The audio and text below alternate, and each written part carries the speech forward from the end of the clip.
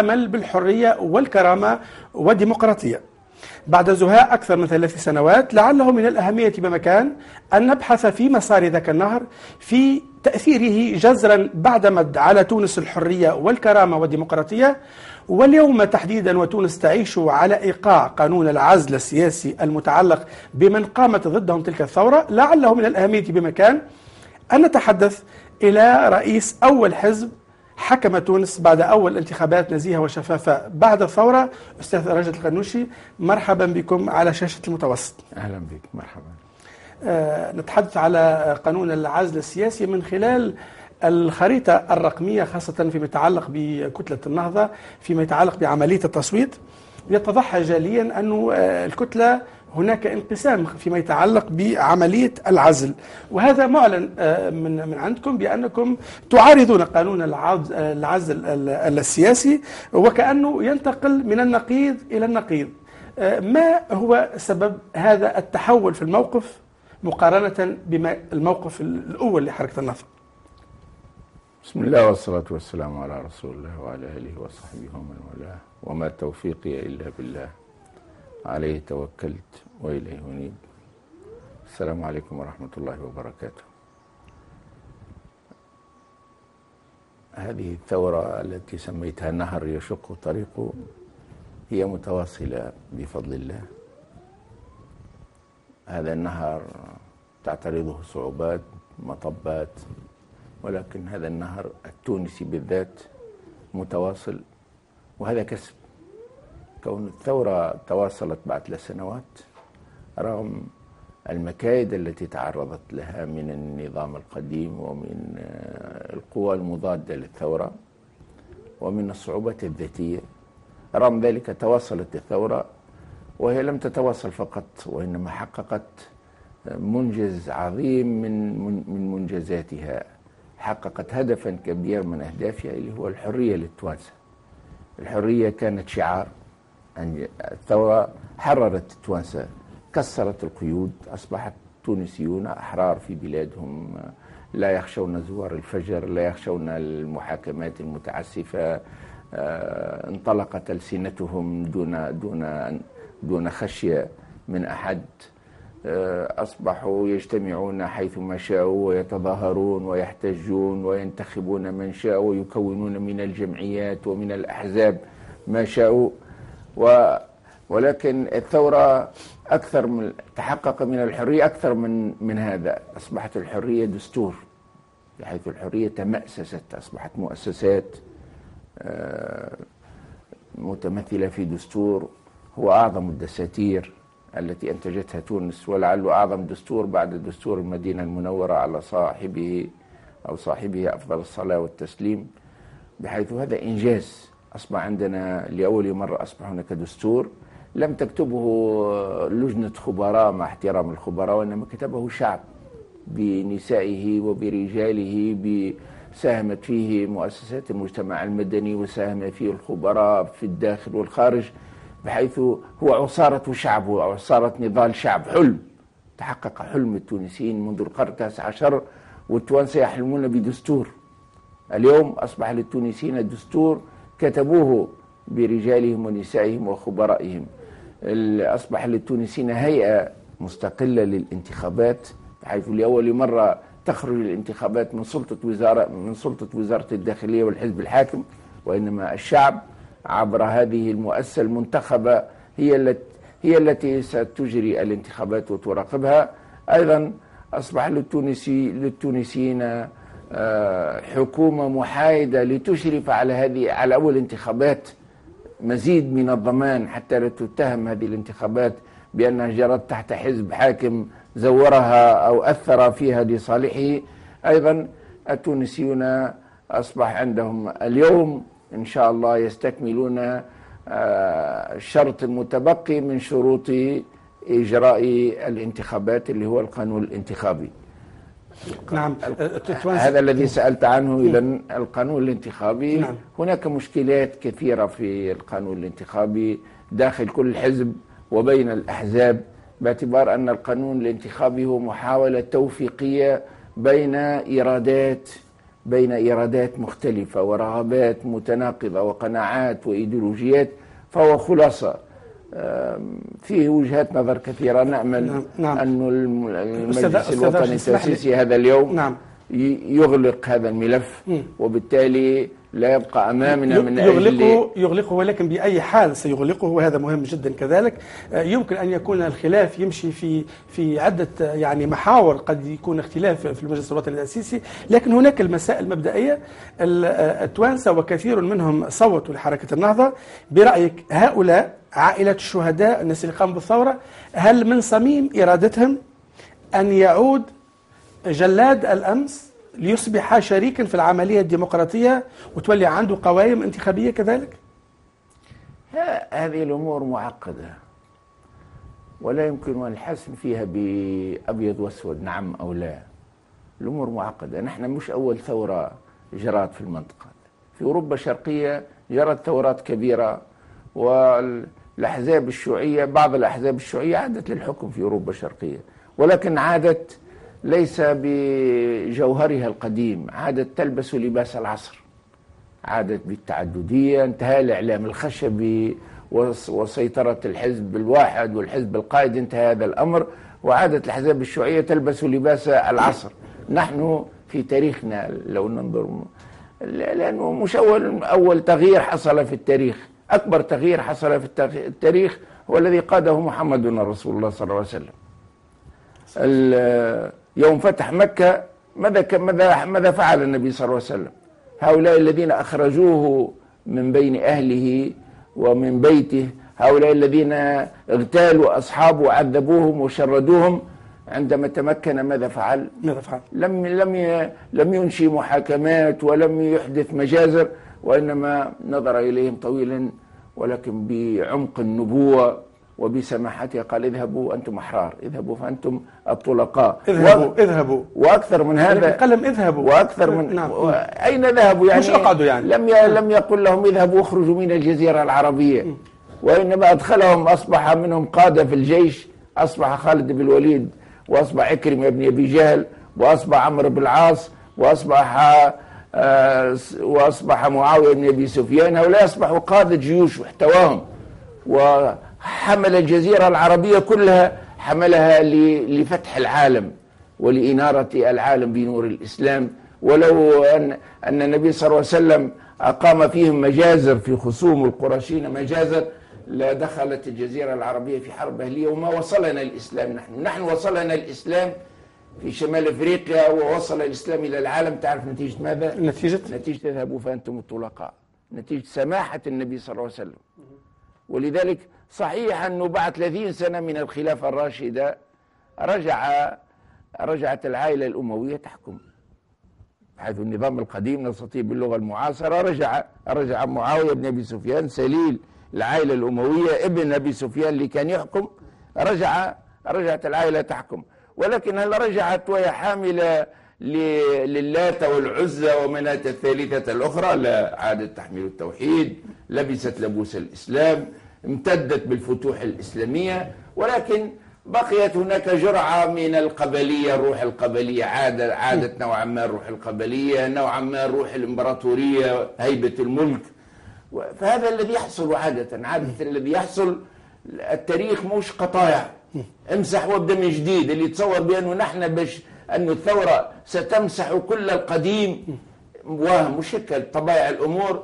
أنه التاريخ كما قلت أنت مجرى، والتاريخ مجرى، ثم مجرى يتغير هذا المجرى، ولكن يبقى هناك مجرى تاريخي. ولذلك نحن نعتبر أنفسنا امتدادا لخير ما في تاريخنا، ونتجاوز عن السلبيات. نحن نقرأ في كتابنا آية عظيمة: ادفع بالتي أحسن فإذا الذي بينك وبينه عداوة كأنه ولي حميم. طيب، كأنه ولي. نعم. ينبغي أن يحكمنا والكاظمين الغيظ والعافين عن الناس. هذا هو المنطق، منطق التجاوز. نعم. وهناك عدالة انتقالية لتحاسب الناس، ولكن ليس بروح الانتقام والتشفي وامسح وابدا من جديد والغي الماضي، لا، وإنما نتجاوز عن السلبيات التي حصلت في الماضي. أستاذ راشد اسمح لي. نعم. فقط استكمل. يعني ينبغي أن يكون الهدف هو كيف نستطيع أن نجمع صف شعبنا مجددا، كيف ينبغي أن نوظف كل الطاقات من أجل تحقيق أهداف الثورة. هناك جراحات، نفتح هذه الجراحات، ننظفوها، نخيطوها على نظافة، ولكن نتجه إلى الأمام بروح الأمل وروح السماحة وروح العفو، وليس بروح التشفي والانتقام. ولكن أستاذ راشد، أنت كنت تعمل في مقارنات مع دول أخرى، وبمنطق المقارنات كذلك، ولو أن المثل الفرنسي يقول منطق المقارنات لا يؤدي دائما إلى نتائج صحيحة. في المقارنة دائما يعني اللاعب كرة القدم لما يعمل هفوة كبيرة يتحرم 5 و6 مقابلات، وهذا مش انتقام ولا تشفي. والطبيب لما يعمل خطأ مهني كذلك البطاقة المهنية متاعه تسحب، وهذا كذلك ليس بمنطق التشفي. يعني أنه النهضة قبل الثورة كان مطلبكم وأنتم من لندن من هناك هو أقصى المطالب هو العفو التشريعي العام ومناخ حرية وديمقراطية يسود تونس جديد، وهذا هو. ما الذي تغير من أمس في لندن لليوم؟ إذن ما الذي تغير في سقف مطالب حركة النهضة إذا تجمع ممكن أن يعود بقوائم جديدة؟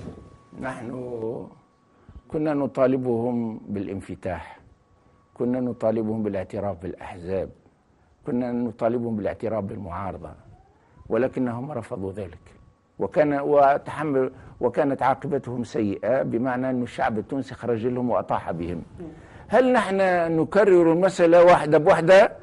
يعني كما أقصونا نقصيهم، كما حاكمونا نحاكمهم، كما طاردونا نطاردهم، وإلا نقول ادفع بالتي هي أحسن، فإذا الذي بينك وبينه عداوة كأنه ولي حميم.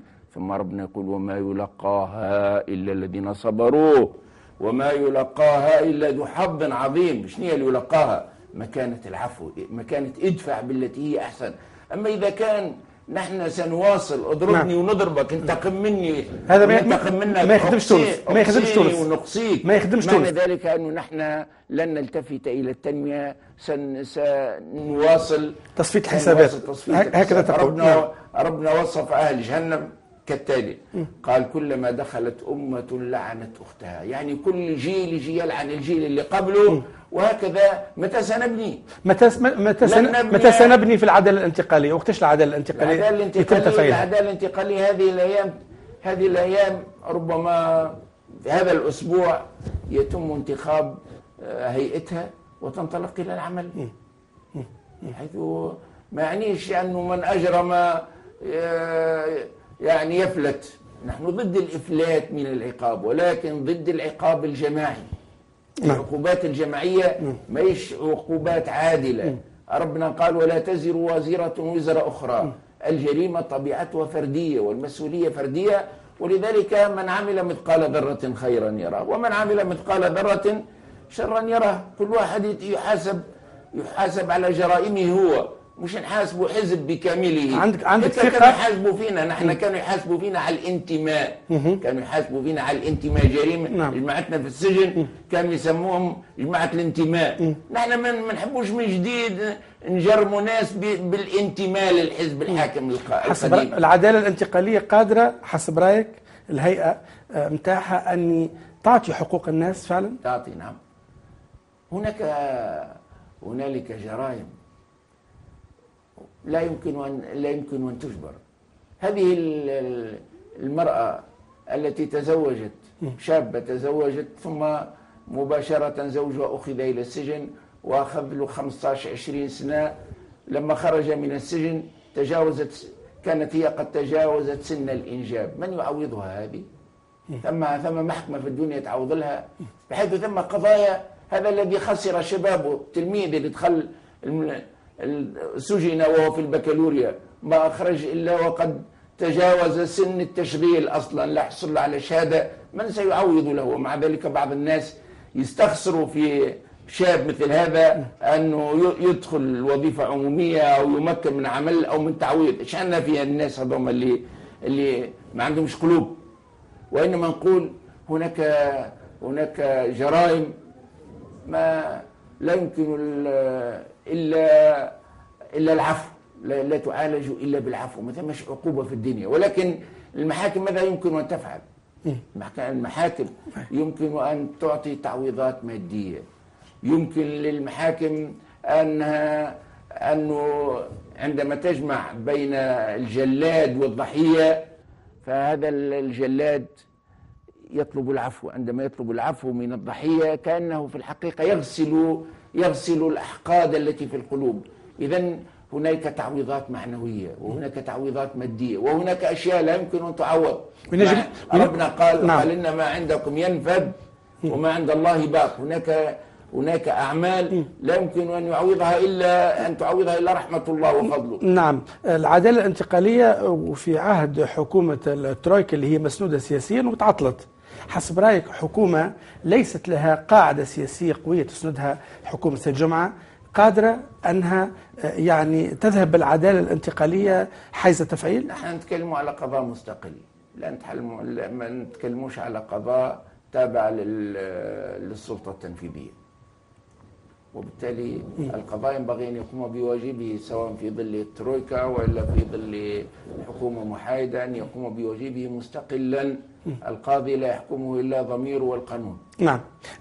مش بعيد على قانون العزل السياسي فيما يتعلق بعملية التقرب من النظام القديم. شركاء 18 أكتوبر كنتم مع بعضكم، الآن بات أشبه بتنافس تقريب موجود من يتقرب أكثر وفي أقرب وقت. برأيك من النظام القديم، برأيك هل المعارضة دفعتكم لذلك أم أن المعارضة رأت فيكم ربما حب تملك السلطة وأخذ مفاصل الدولة فارتمت في أحضان النظام القديم؟ المسألة يا ابني لهي مش مسألة تقرب من النظام القديم، المسألة مسألة وطن. هل سنجمع شتات هذا الوطن الذي مزقته الدكتاتورية وملأت القلوب بالأحقاد؟ هل سنظل نتدافع كل جيل يلعن الجيل اللي قبله، وكل واحد يشد السلطة ينتقم من الآخر ويقصيه؟ وإلا نقول ثم صفحة نريد أن نطويها، ولكن نطويها بطريقة سلسة، نطويها عن طريق الحب والتسامح والعدالة الانتقالية أيضا التي تعيد للضحية الكرامة وتعيد للضحية بعض التعويضات المادية، حيث المسألة ما هيش مسألة تقرب لزيد أو تقرب إلى عمر، وإنما هي قضية وطن نريد أن نلملم شتاته، قضية وطن نريد أن نضمد جراحاته، قضية وطن نريد أن نجمع الصفوف اللي نتجه به إلى تحقيق أهداف الثورة. أهداف الثورة مش تتحقق إذا نحن استمرنا حد يقصي حد، إذا استمرت الأحقاد والانتقام مش تتحقق. كيف توصف علاقتك بنداء تونس الآن؟ علاقة مع حزب من الأحزاب المعترف بها في البلاد. آخر قهوة شربتها مع السبسي. نتفق في أشياء، نختلف في أشياء، ما عندناش عدو. نحن هذا حزب معترف به كل الأحزاب الأخرى. نحن مستعدين أن نتعاون لخير تونس مع كل الأحزاب المعترف بها، مع كل التوانسة. آخر قهوة شربتها مع السبسي أستاذ راشد؟ ما أذكر، أنا لا أورخ، ما عنديش تاريخ له القهوة اللي شربته مع السبسي. نعم. إذا نحن هناك دستور جديد قلت أنت نتفاخروا به، والدستور هذا يكفل لنا الذهاب إلى انتخابات يعني وقبل مأمول قبل 2014. أصوات تتعالى اليوم لتأجيل الانتخابات. هل أنتم قادرون فعلا على فرض صوتكم أن يكون بموافقة 2014؟ لا، أنا أستنكر أي حديث عن تأجيل الانتخابات، لأنه هذا يمس معناها من الدستور. الدساتير تكتب لتحترم.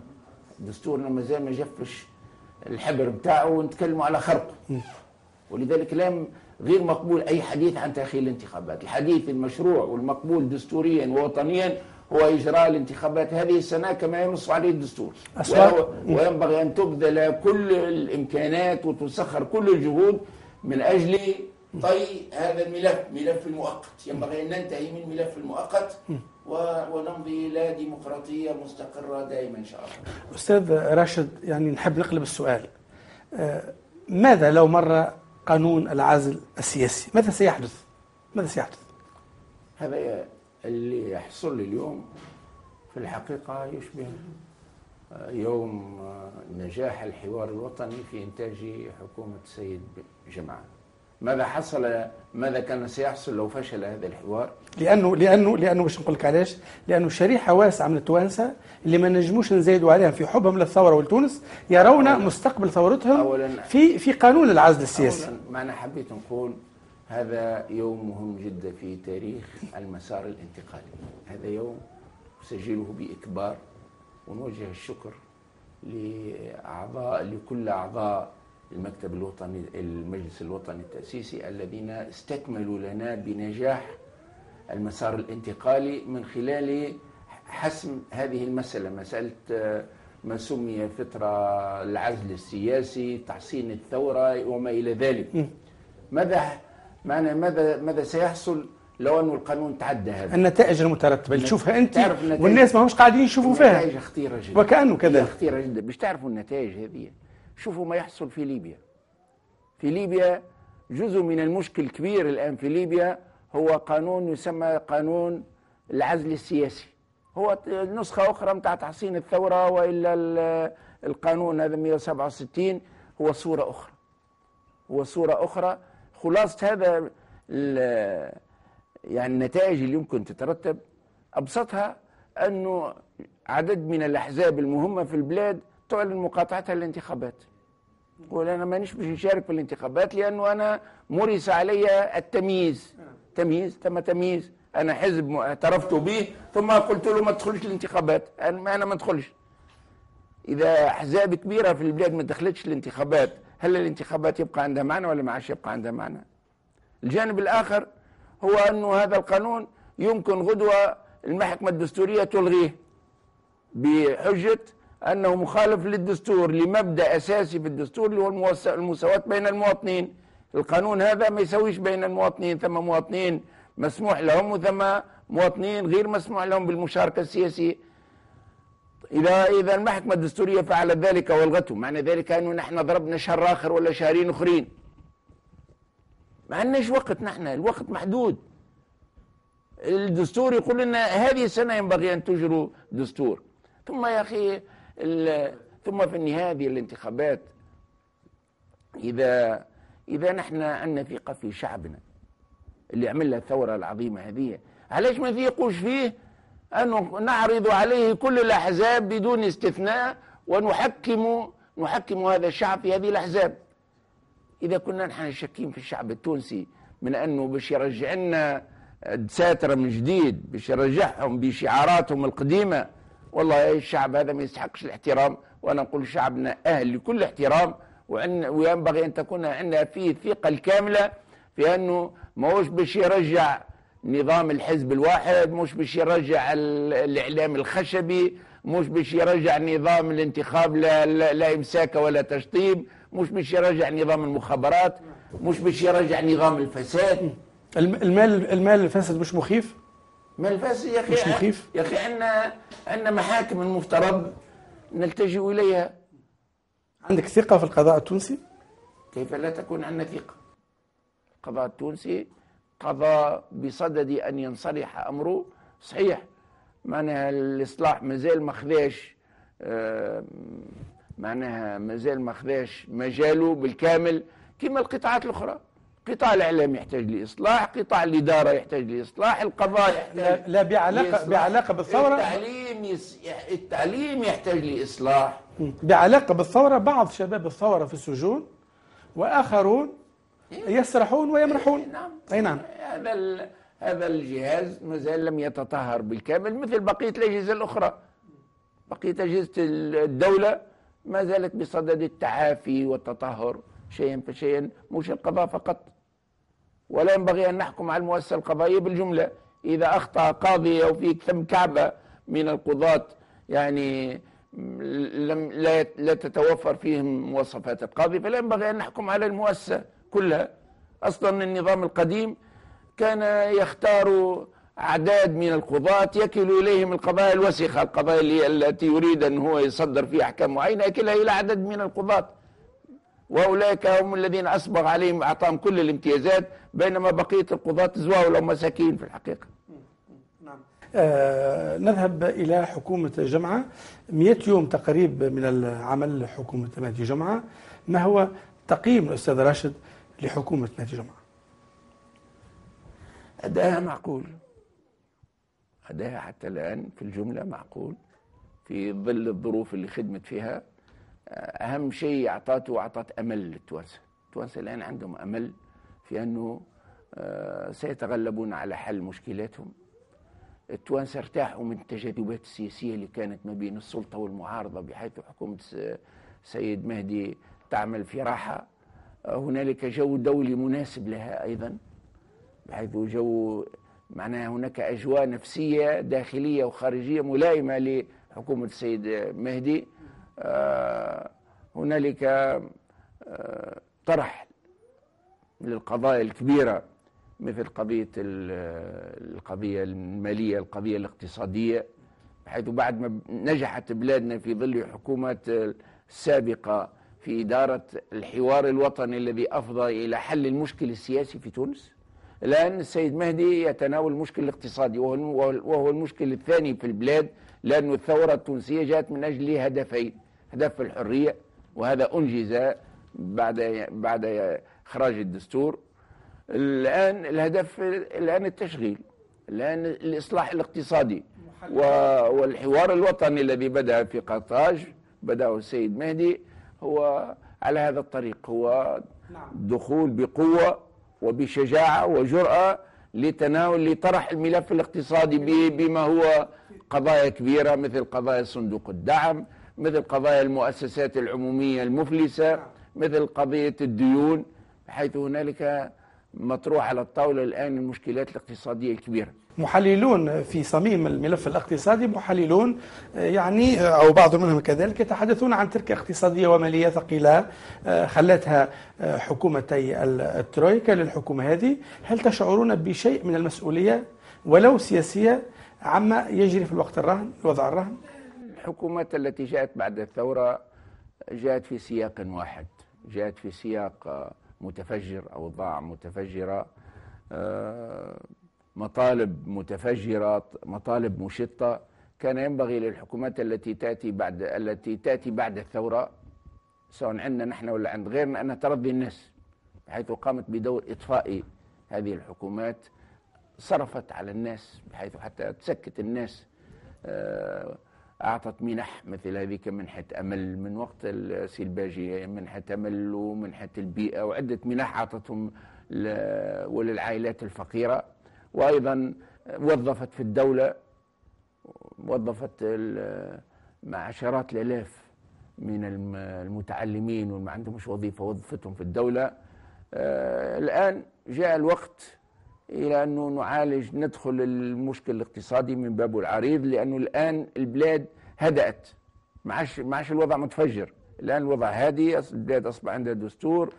هذا يشجع حتى على الاستثمار، لأن الدول في الاستثمار الخارجي يبحثوا عن أوضاع مطمئنة. بلاد ما عندهاش دستور وما عندهاش هيئة انتخابية وقانون انتخابي، شكون يستثمر فيها؟ فالمهدي جمعة الآن عنده ظروف أحسن، ما عندوش التجاذبات السياسية اللي كانت بين السلطة والمعارضة.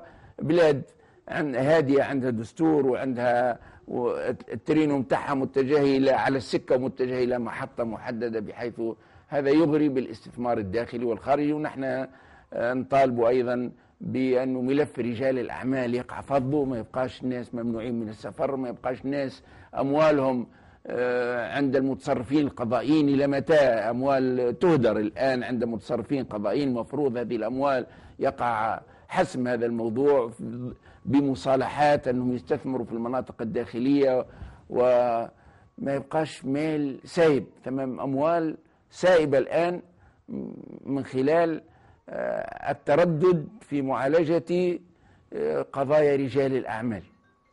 يعني نتوقع من حكومة سيد المهدي، لأنه حكومة سيد المهدي أقدر على معالجة بعض الملفات، لأنها ما هيش متهمة بالانتماء لحزب سياسي، بينما الحكومات السابقة كانت متهمة. أي إجراء تتخذه سيقال بأنه هذا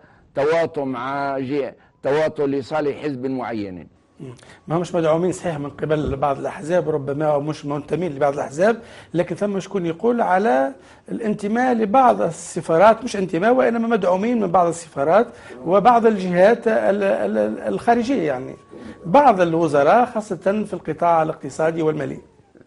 ننظر إلى أن هذه الحكومة حكومة محايدة وحكومة نظيفة إن شاء الله. هذه الحكومة من مهامها كذلك أن تقوم بمراجعة التعيينات وفق يعني إحدى بنود خريطة الطريق، التعيينات في المواقع الوظيفية اللي عندها علاقة مباشرة أو غير مباشرة بالانتخابات. خطأ شائع هو أن التعيينات جزء من خريطة الطريق. لا توجد هذه الكلمة، لا توجد في خريطة الطريق. هذه طرحت في الحوار الوطني ولكنها ليست جزءا من خارطة الطريق، ونحن موافقون على مراجعة التعيينات ولكن بمسطرة واضحة ما فيهاش اجتثاث عراقي ومطارد. نعم عراقي، قصد عراقي يعني على شاكلة العراق، أنه كل من ريحته إسلامي لازم نطردوه. ما فيهاش اجتثاث، ما فيهاش مطاردة، هناك مسطرة تسير على الجميع. كل تعيين ما تتوفرش فيه النزاهة، ما تتوفرش فيه الكفاءة، يعاد فيه النظر. شيء من هذا يحصل الآن، مثلا رئيس قسم في لذلك بعض الناس قالوا مثلا لماذا لا يراجع ثم 3 ولا 4 سفراء عينتهم النهضة. بعض الناس قالوا الآن ينبغي عزلهم. ليش عزلهم؟ شوف إذا كانت توفرت فيهم الكفاءة توفرت يبقوا، ما توفرتش فيهم الكفاءة كيف غيرهم؟ لأنه ثم 60 على الأقل سفير عينوا من طرف الأنظمة ما قبل الثورة ينتمون للحزب الحاكم.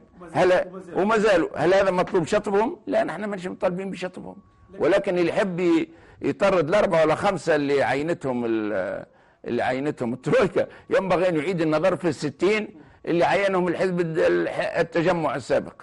نحن مش مطالبين بهذا، طالبين بمسطرة تسري على الجميع. هذه بلادنا، لا ينبغي أن نظر لجماعة النهضة ولا جماعة الترويكا وكانوا لفيف أجنبي جرثوم متسرب للإدارة ينبغي أن نلاحقه ونطهر الجسم منه. عيب هذا. لكن الذي يجري الآن هو شيء آخر. مثلا رئيس قسم في إحدى المستشفيات تم إبعاده أو تم عزله من مكانه لا لشيء، لأنه تم تعيينه إبان حكم الترويكا.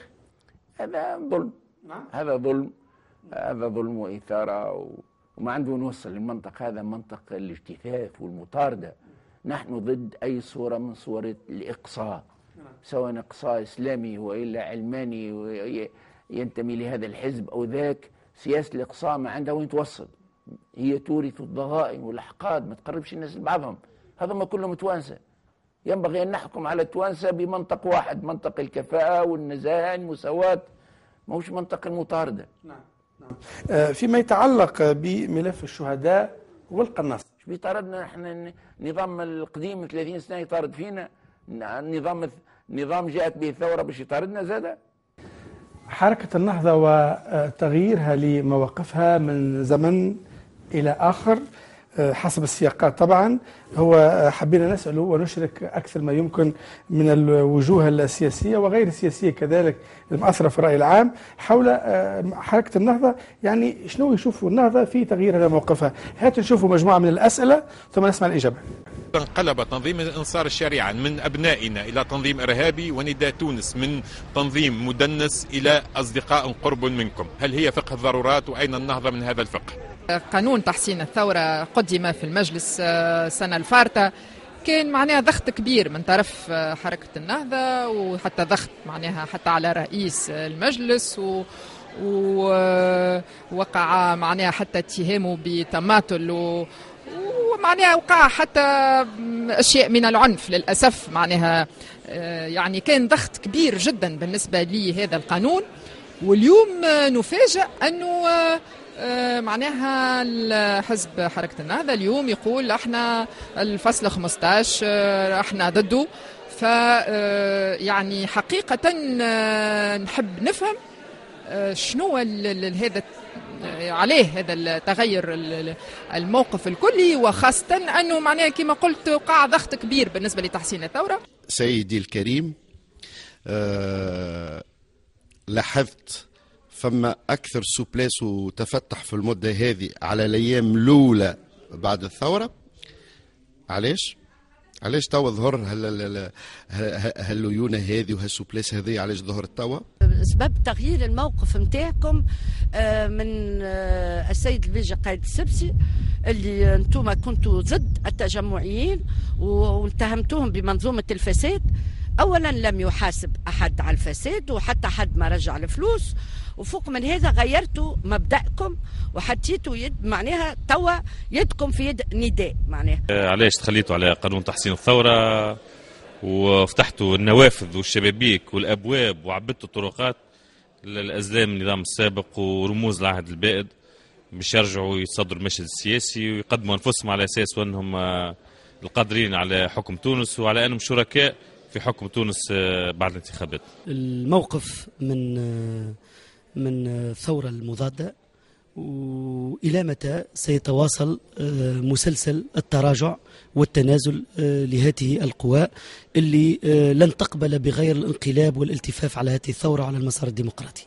أستاذ راشد، الموقف ونقيضه بعلاقة بأنصار الشريعة نداء تونس تحسين الثورة، يعني هل الواقعية السياسية كلها هي التي يمكن أن تقودكم إلى هكذا المواقف؟ هذه هي الواقعية السياسية، هذا هو المنطق السياسي، هذا هو المنطق الإسلامي نفسه، لأنه نحن نميز بوضوح بين ثوابت الدين الحلال والحرام، وهذه ما فيهاش تغيير، ما فيهاش بيع ولا شراء. هذه إذا نجمت تطبقها ما نجمش تطبقها معناها تؤمن بها. أما مواقف السياسة فهي خاضعة للظروف، فما هو ممكن الآن قد لا يكون ممكنا غدا، وما ما كان ممكنا بالأمس قد لا يكون ممكنا لليوم. ونحن مش ما ننكروش اللي نحن نتطوروا، الحجرة هي ما تطورش، هذا على فرض، بينما علميا كل شيء في حركية في هذا الكون، ثم شيء ثابت ثباتا مطلقا. ولكن نحن نقول نحن حركة سياسية تتفاعل مع الظروف، تغير مواقفها بحسب ما تقتضيه المصلحة، ولكن في إطار ثوابت الأخلاق وفي إطار ثوابت الدين وثوابت الوطنية. ولذلك ما نفعله لا يمكن أن يخرج عن هذا الإطار، إطار ثوابت الدين والأخلاق والوطنية. فإذا كان نحن حزب بالأمس كانت علاقتنا معاه مقطوعة، إذا غدا أصبحت علاقة فتحنا علاقة ما، هذا ما ليس فيه ما يناقض الأخلاق ولا ما يناقض الدين ولا ما يناقض الوطنية. تذكر أخي الكريم، تذكر كيف كانت بلادنا الصيف الماضي؟ كيفاش كانت؟ كانت تشتعل، المجلس كان معطل ومحاصر باعتصام سمي اعتصام الرحيل، مقرات تحرق. نحن أحرق لنا 27 مقر في تونس، ومقرات أخرى أحرقت. معناها القطار متاع التحول الديمقراطي خرج على السكة، كان طايح خارج على السكة. يعني فقط انتظرني قليلا. الحوار الوطني هو اللي رجع قطار تونس على السكة وهدى الوضع البلاد، وأصبح ممكنا بعد ذلك أن يكون تونس عندها دستور توافقي. مش حرق المقرات هو اللي خلاكم تغيروا موقفكم؟ يعني إحراق المقرات، يعني إحراق المقرات هذا جزء من المشهد، جزء من المشهد. البلاد كانت تحترق، ولذلك تعطل المسار الانتقالي، تعطل. وهذا والجو كان واضح بعد الانقلاب اللي حصل في مصر، كان خطة واضحة نحو يعني اكتساح الربيع العربي، كنس الربيع العربي هذا كله. لازم نحن نذكروا، ذاكرتنا تكون حية. كيفاش كانت بلادنا السنة الماضية كانت تشتعل، معناها الدستور مثلا ماش دستور، البلاد معطلة، البلاد في صدام شديد. ولذلك ما الذي غير الحالة التونسية؟ اللي غير الحالة التونسية هو الحوار الوطني. الحوار الوطني هذا ما يلزمش يكون حوار جزئي، تقول والله أنا نتحاور مع زيد وما نتحاورش مع عمرو. إما يكون وطني، معناها كل الأحزاب المعترف بها والممثلة في المجلس التأسيسي تشترك، ولا موش حوار وطني، حوار جزئي. نعم أستاذ راشد، فقط أريد أن أقول بأن الحوار الوطني، إذا نحن قبلنا الحوار الوطني، والحوار هذا هو الذي أنتج هذه التوافقات وخرج بلادنا من المأزق وهدى البلاد.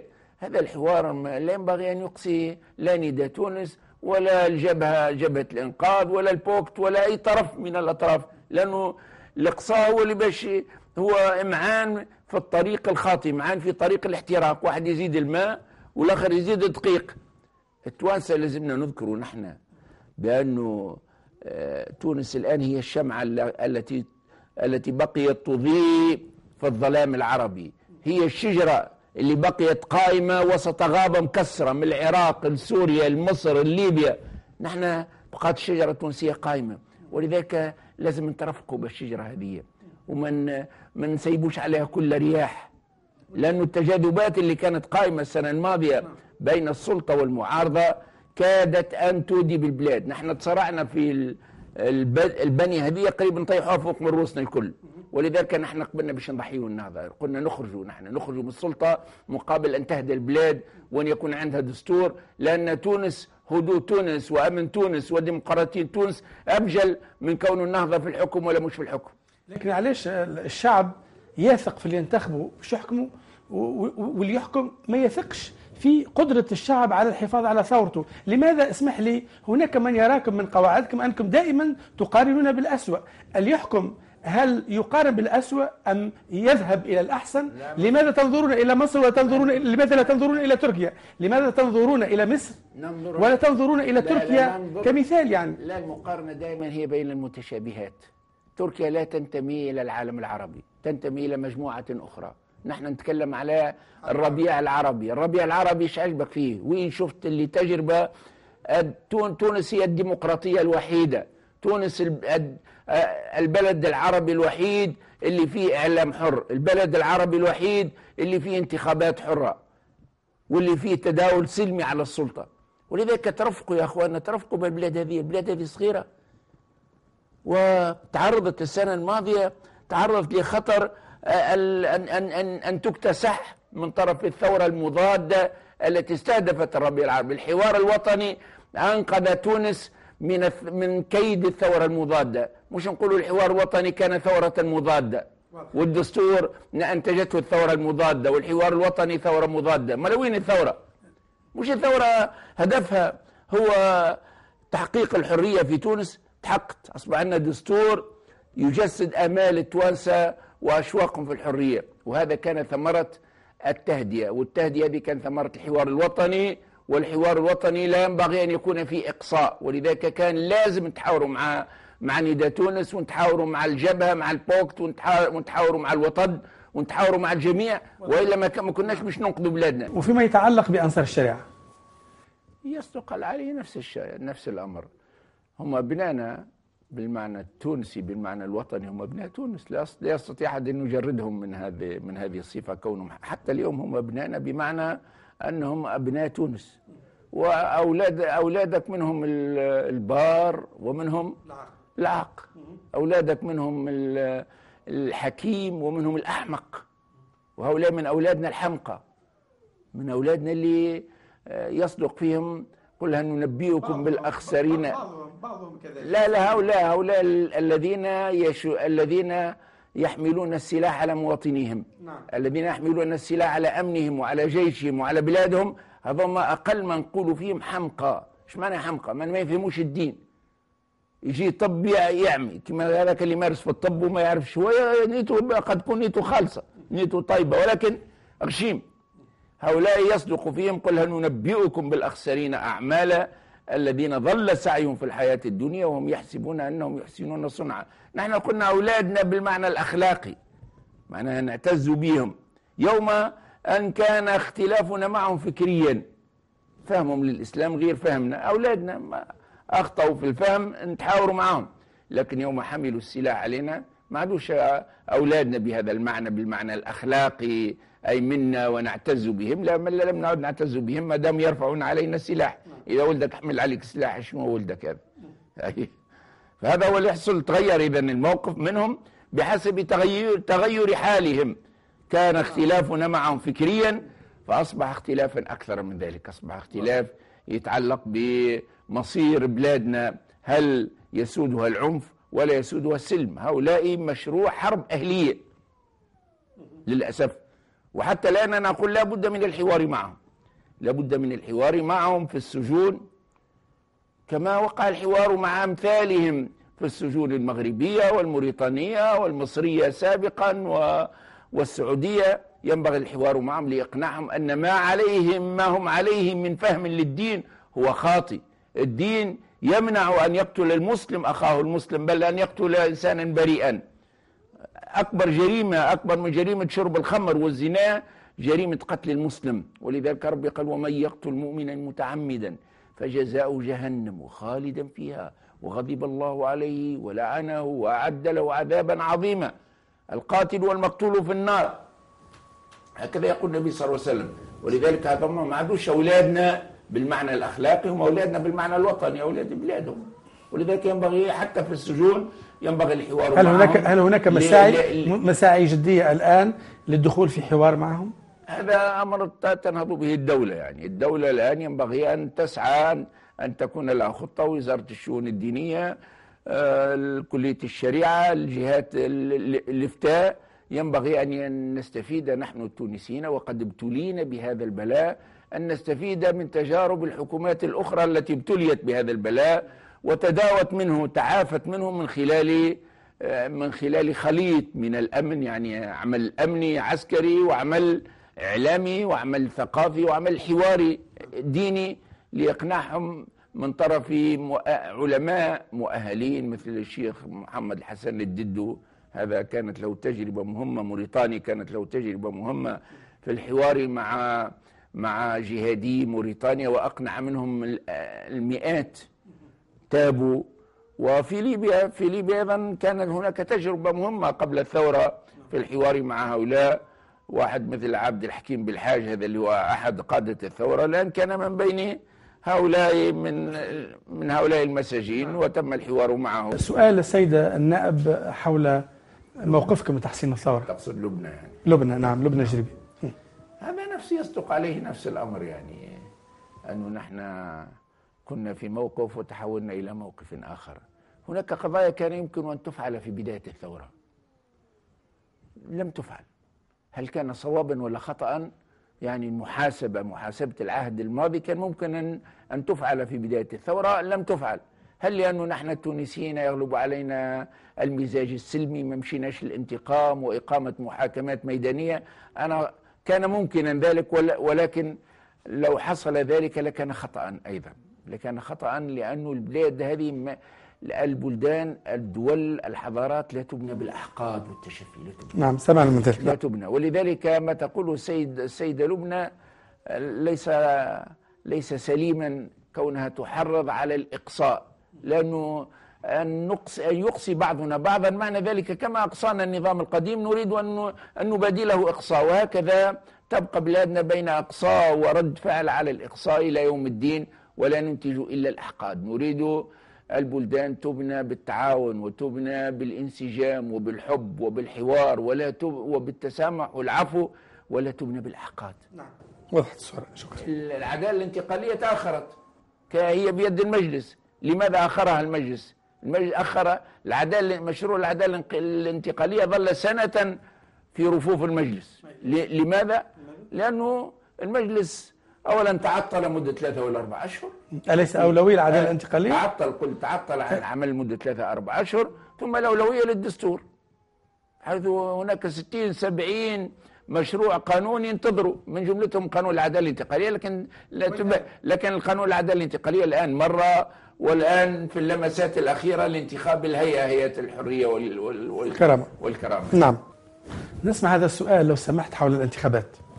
هل لدى الشيخ راشد الغنوشي ضمانات لإجراء انتخابات حرة ونزيهة وشفافة في موفى هذه السنة؟ الضمانات، يسأل عن الضمانات لتحقيق هذا المطلب الشعبي. أما ضمانات إجراء هذه السنة، هذا هو التحدي أن نجري الانتخابات هذه السنة، لأنه هذا مقتضى الدستور. أما ما هي ضمانات أن تكون نزيهة؟ هناك ضمانات كافية لأن تكون نزيهة. مثلا ماشي إمكانية لتزييف الانتخابات في تونس، ماشي، لأنه هذه الهيئة هيئة مستقلة ولا تمثل أي حزب من الأحزاب، وستكون تحت مجهر مئات بل آلاف من الجمعيات المحلية والدولية. كل الانتخابات ستجري تحت أقوى المجاهر في العالم، المحلية والدولية، ولذلك لا خوف من تزييف الانتخابات، ولكن الخشية هو أن لا نحزم أمورنا ولا نحترم دستورنا فلا نؤدي هذه السنة. ينبغي أن تؤدي هذه السنة، هذا هو التحدي. حول التعيينات، كريمة سويد نائب المجلس الوطني التأسيسي تتساءل: هل تعتبر اللي حل رابطات حماية لجان الثورة ومراجعة التسميات مازالوا أولوية وطنية؟ هل مازالوا أولوية وطنية مراجعة التعيينات؟ هذا أمر عند الحكومة، أمر مراجعة التعيينات هذا أمر ملف عند الحكومة، والحكومة مخول لها أن تراجع التعيينات وفق مسطرة واضحة، يعني مسطرة الكفاءة والنزاهة. ونحن ما عندناش، نحن عيننا بعض ناس في الترويكا، عيننا بعض ناس وعزلناهم لأن تبين لنا أنهم غير أكفاء. هذا مسطرة، نحن ما يلزمش نهربوا من الحق، حق وحق وأن يتبع، لكن بعيدا عن أي منزع تمييزي واجتثاثي وما إلى ذلك. نعم. رابطات حماية الثورة هذا ملف أيضا عند القضاء وعند الحكومة. أظن الحكومة الكاتب العام عند القضاء ولا عند الحكومة؟ الكاتب العام تاع الحكومة قدم قضية في بعض الروابط والأمر عند القضاء. بالتالي نحن نطالب بأن يعلو صوت العدل عن كل صوت آخر، يعني تحريش أو تجيش ضد فلان، ضد روابط الثورة. لا ينبغي أن يكون هناك أي ضرب من ضروب التجيش الإعلامي ضد أي طرف من الأطراف. الموضوع عند العدالة، خلي العدالة تخدم خدمتها. ملف الشهداء والقناصة، خاصة بعد الأحكام اللي صدرت بشأن المتهمين بعمليات القنص اللي أدت إلى مئات الشهداء بين ثورة 17-14، وإلى حد الآن هناك شعور عام مش ممكن نحجبوه من حالة إحباط أمام هذه الأحكام. كيف تابعتموها؟ حقيقة هذه الأحكام مثلت استفزازا ليس لعائلات الشهداء وإنما للعائلة التونسية عموما، لأن هؤلاء شهداء تونس وجرحى تونس. ثم ما معنى ثورة ما تعطيش حق لشهدائها؟ أي معنى لثورة نحدث فيه أستاذ فلسفة الآن، اسمح لي، معناها ما قيمة ثورة، ما هي مفهومية ثورة لا تعطي حقوق شهداء وما تبحثش عن القتل. هذا ملف من أعقد الملفات، ما ينبغي أن نبسط الأمور. لو سألت وزارة العدالة الانتقالية عن عدد الشهداء كم وعن عدد الجرحى كم لوجدت لم تجد جوابا واحدا، لم تجد جوابا، وأحيانا اختلاف بالآلاف. هناك من يقول 40,000 50,000 الجرحى، بحيث ملف معقد لا ينبغي أن نبسط. لكن نبحث عن قناص واحد يا أستاذ راشد. نحن نريد نحن نريد على الأقل أضعف الإيمان أن نرى قناص قد يكون اقتلهم الكل يا سيدي. أين هذا القناص يعني؟ ملف معقد، ملف معقد من أعقد الملفات هذا، ومش باش ينحل في نهار ولا في اثنين. ثانيا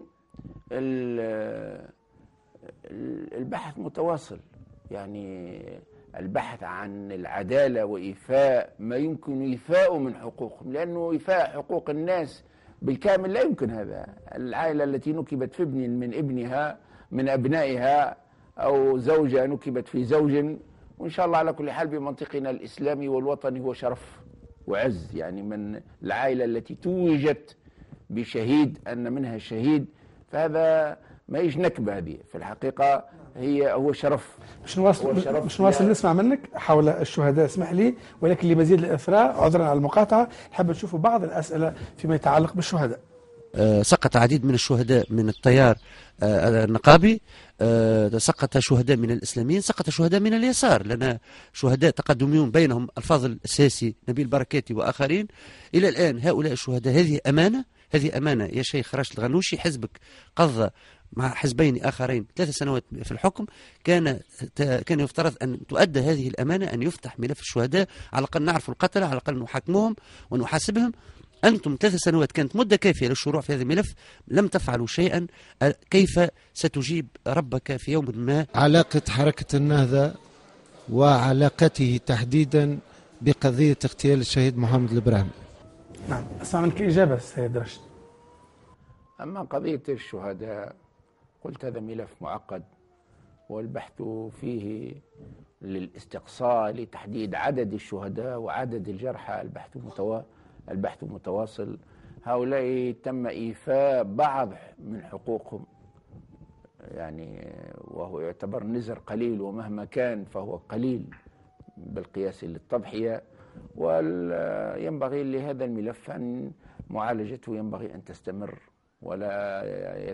وتغيير حكومة من حكومة إلى حكومة أخرى لا ينبغي أن يوقف العمل من أجل إنصاف هؤلاء الشهداء، سواء من جهة التعويضات التي المقدور عليها، أو من جهة تحديد الوقوف من قتل هؤلاء، من هم القاتلون، ما حقيقة هذه عمل القناصين، من هم، يوجد قناصون أم لا يوجد، وفي كل الأحوال من قتل هؤلاء. الآن كانت التهمة انحصرت في بن علي، هو الذي أمر بالقتل. طيب بن علي أمر بالقتل لأنه غايب، ما نجموش إن لو كان حاضر ربما زاد حتى وراه أفلت من الجواب، قال غيري. قلت طيب. عندك ثقة في القضاء. قلت عندك ثقة في القضاء. بن علي القضاء لم ينتهي عمله، قلنا عندنا ثقة في أنه القضاء بأدواته المختلفة سيصل إلى الحقيقة، وينبغي أن يصل إلى الحقيقة. بن علي أمر بالقتل، لكن من نفذ؟ من قتل 350 أظن ولا 360 ولا على كل حال من قتلهم. ينبغي أن نصل يوم من الأيام فيهم سهلة، فيهم ناس بوجوه تقريب شبه مكشوفة شدهم المواطنين، ولأنه الشعب هذا يثق أو كان يثق في النخبة اللي تحكمه، سلمهم أنذاك لبعض المؤسسات الدولة. على كل حال هذا الملف ينبغي أن يستمر البحث فيه إلى أن نصل إلى الحقيقة كاملة، وبعد ذلك نتحدث على التسامح. نتحدث على العفو، ولكن نتحدث على العفو بعد ما نوصل الحقيقة. بعد ما تكشف الحقيقة كاملة. ولذلك العدالة الانتقالية هي نفسها ما زالت باش تخدم، ستعمل. والعدالة الانتقالية تبدأ بالمحاسبة، تبدأ بالتقصي، تقصي الحقائق والمحاسبة إلى أن نصل إلى العقاب. عندئذ نتحدث عن التسامح، مش قبل ذلك. نعم. حركة الاتجاه الإسلامي اللي هي بعد ولاية النهضة هي بنت مساجد، تربيته في مساجد، وكانت كذلك تخدم عمل كبير، عمل دعوي. لكن بعد الثورة تفرغت للسياسة. أين المرجعية الإسلامية في حركة النهضة، خاصة في ملامحها بعد الثورة؟ حركة النهضة حركة إسلامية انطلقت فعلا من المساجد ومن المصاحف ومن الدعوة، ولا تزال وينبغي أن تظل كذلك. السياسة في النهضة ما هيش بديلا عن الدين، وإنما هي بعد من أبعاد الدين، لأن الدين يأمرنا أن نهتم بشؤون الناس. الأنبياء لم يأتوا ما همش جماعة زوايا، الأنبياء كانوا مصلحين، قادوا، أنصفوا المظلومين، أنصفوا الضعفاء، أقاموا العدل بين الناس. ولذلك إذا النهضة انطلقت من كون حركة دعوية إلى أن أصبح عندها فرع سياسي، بعد ما ولاش الأصل، ما تراش الفرع السياسي ولا هو الأصل. السياسة ما هي شيء مدخل، يعني مش شيء مقحم عن الإسلام، لأن الإسلام ولد سياسيا. ولذلك نبيه كان مبلغا عن الله سبحانه وتعالى، يوحى إليه، كان إماما في الصلاة، وكان إماما في السياسة أيضا، كان قائد الدولة، وكان قائد الجيش، وكان قاضيا. والذين رباهم النبي صلى الله عليه وسلم ربى قادة جيش، وربى أئمة ودعاة، وربى خلفاء حكام، بحيث وربى قضاة. ولذلك لا أحد يجادلنا يقول أنتم أدخلتوا السياسة منين جبتوا، يعني هذا استغلال الدين لأغراض سياسية. نحن تربينا في المساجد، والمساجد دائما كان عندها دورا سياسيا. حتى في زمن الحركة الوطنية كان زعماء الحركة الوطنية كلهم، العلماني وغير العلماني، كانوا ينطلقون من المساجد ويستشهدون بآيات القرآن الكريم، وسموا أنفسهم مجاهدين، والموتى وسموا بالشهادة. بحيث في أمتنا هذه كل شيء لا يستند إلى الدين لا لا أساس له ولا مستقبل له. واضح. حول الملامح الإسلامية في حركة النهضة الحزب السياسي، نسمع هذا السؤال لو سمحت ثم نسمع الإجابة. كنت نتصور أن حزب عنده 40 أو 30 سنة يعمل في السر من أجل إعلاء كلمة الله ورسوله، لما وصل إلى السلطة تخلى عن كلمة الله ورسوله بكل صراحة. هذا الظاهر. أنا مانيش فقيه ومانيش باحث في العلوم الإسلامية، لكن نتصور أي إنسان يدافع على الدين يحب الفردوس الأعلى بجوار سيد الخلق صلى الله عليه سيدنا وسلم، ويكره ما عدا ذلك. لكن للأسف الشديد يا أستاذ حزبكم دخل في اللعبة السياسية ونسى ما وراء هذه الدنيا. هذا سؤالي. وبعد الناس اللي وصلوكم تو تدخلوا فيه في الحبس، عاش عملوا لكم اصحاب اللحيه يا سيدي. ابراهيم القساس. يعني يا سي ابراهيم كعادته يبالغ. يبالغ. بعض من كلامه حق. يعني هذا قضيه دفعها الى النهايه، فيقول انه نحن تخلينا عن الدين. تخليناش عن الدين، نحن ما لقناش في الطبرنات، ما لقاش نهضوي في الطبرنات، ما لقاش نهضوي وقع في فساد، ما لقاش نهضوي تارك للصلاة، تارك لواجباته الدينية. مش نقول هذه الواجبات الدينية هي حكر على النهضويين، لا، ولكن ليس في النهضة إلا ناس يقومون بواجباتهم الدينية، ولكن من واجباتهم الدينية أن يقوموا بخدمة هذا المجتمع في المجال المعاشي، في المجال الاقتصادي، في المجال الثقافي والسياسي. لمن نترك بلادنا؟ إذا كان الناس اللي نعتبروهم متدينين يتركوا السياسة، معناه يتركوا رعاية شؤون الناس. مرة المتدينين في فترة من الفترات المتدينين اتهموا بالانعزالية، بأنهم منعزلين ومتصوفة وبعاد على قضاء. إذا اهتموا بقضايا المجتمع يقولوا والله بعدتوا عن الدين. يا أخي الدين نراه كل هذا. الدين ليس هو فقط وجد سيدنا عمر شخصا عاكفا بعد يعني ليس في وقت صلاة، وجده عاكفا في المسجد، قالوا ماذا تفعل؟ قالوا اعبدوا الله. قالوا من يعولك؟ قالوا أخي. قالوا أخوك أفضل منك، وقصفه بالدرة وقالوا مشي خدم على روحك. فهذا هو ديننا. وقت المسجد مسجد، وقت الصلاة صلاة، وقت الخدمة خدمة، وقت السياسة سياسة، وقت العائلة عائلة، وهكذا. دائما حول حركة النهضة مثلما يبدو أو بدا بأن السياسة طغات وغاب العمل الدعوي، نحكي في السنوات القليلة اللي فاتت بعد الثورة.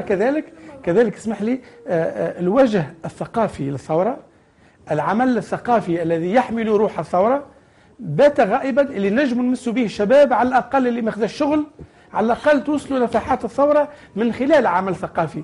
غاب كذلك كل هذا في السنوات القليلة الماضية. أنا الآن في كون المسائل تحتاج إلى توازن، وأن ناس في يوم من الأيام كان عملهم الأساسي في المسجد وكانت السياسة فرع. الآن وقد وصلوا إلى الحكم أصبحت السياسة تشغل الجانب الأكبر من أوقاتهم، والمساجد وجودهم فيها أصبح قليل، ولكن المجتمع يقوم على توزيع الأعمال. هناك جمعيات دينية الآن.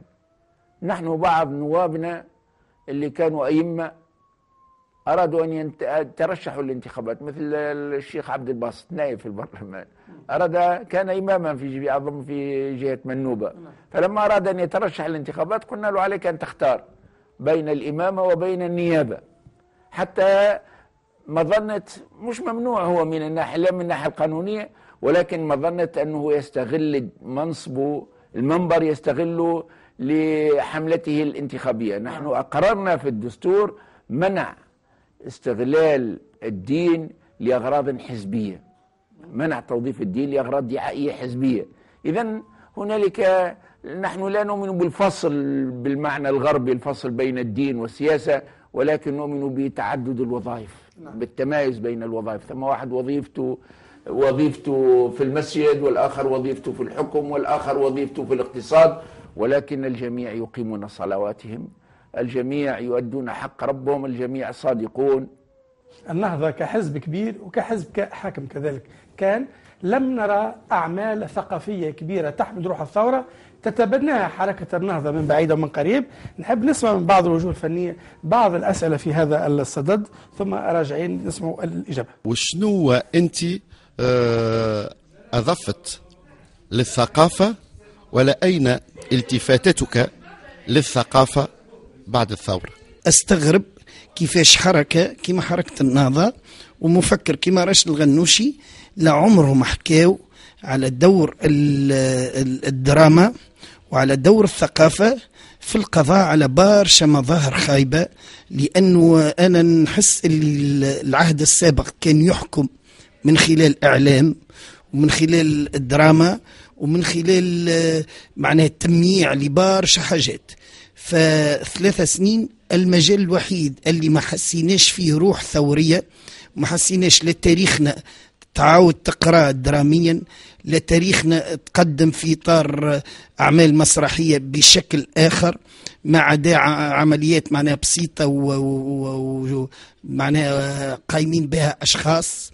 فأنتم كحركة والشيخ راشد الغنوشي كيفاش يرى مستقبل هالبلاد هذه إذا كان ما تكونش وراه ثقافة وما يكونش وراه دراما وما يكونش وراه كل ما يمس المواطن من قريب ويأثر فيه؟ هذا سؤال مهم معناتها وأولي بالنسبة لي أنا.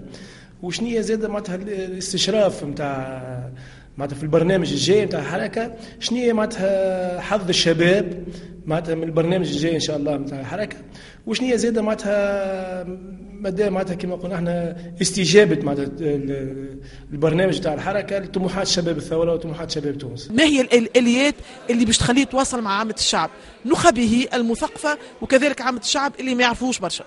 نعم. الحديث هنا عن 2 سنين من حكم النهضة، يعني الفترة قصيرة جدا. حركة لم يكن لها عهد، لم تكن لها تجربة، لم يكن لها رصيد في الحكم، تتحمل في ظرف دقيق تتحمل مسؤولية الحكم. لا عجب أن تصب كل جهودها في مجال السياسة ومجال الحكم. ولكن النهضة الآن وقد تخففت من الحكم على الأقل في شكله التنفيذي، الآن عندها فرصة باش تهتم بالجوانب الأخرى، باش تهتم بالدعوة، باش تهتم بالثقافة، لأنه لا يمكن للثورة أن تتحول إلى مصير وتتحول إلى جماهير وشعب إذا كان المثقفين ما لم يقوموا بعملية التحويل، يعني تحويل قيم الثورة، تحويلها إلى ثقافة، إلى فلسفة في الحياة، وإلى قيم، وإلى عبر الدراما، عبر الغناء، عبر كل الفنون التشكيلية. ونحن على كل حال اجتماعات النهضة كلها اجتماعات والجماهير دائما فيها قدر من الفن، فيها قدر من الغناء، قدر من الإنشاد، من العمل الموسيقي. هنالك عدد من المقربين من النهضة ينشئون أعمال درامية الآن لتسجيل مراحل الثورة وما حصل في تونس من تطورات وإسهامات النهضة في هذه الثورة، بحيث نحن نتحدث عن فترة قصيرة جدا. نعم. وأنا أول أمس حضرت شريط في سفارة جنوب أفريقيا، شريط مانديلا. في الحقيقة رأيت يعني كيف يعني ثورة جنوب أفريقيا كيف جسدها الفن في فيلم ضخم جدا.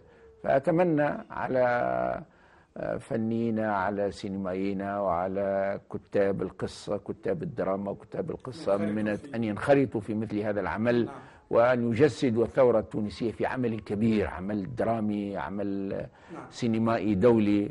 وربما طارق بن عمار وأمثاله قادرين على تسويق هذا العمل على المستوى الدولي. ثورة تونس في الحقيقة أصبح لها يعني غيرت العالم.